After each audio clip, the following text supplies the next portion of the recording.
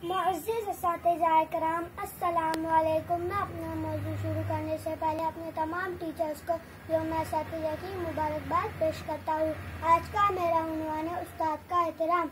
अक़रा बिस्मि रब्बिकल लज़ी, पढ़ो अपने रब के नाम से।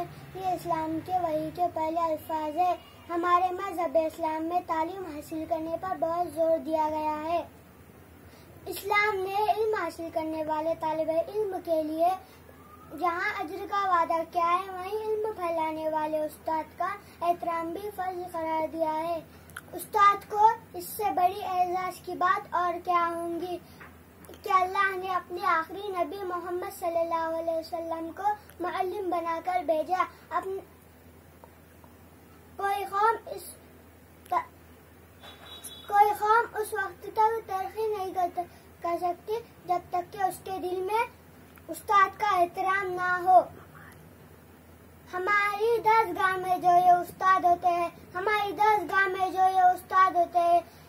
हकीकत में यही तो कौम की बुनियाद होते हैं। हमें चाहिए कि अपने उस्ताद की हर बात माने और उनकी इज्जत करें। अल्लाह हाफिज।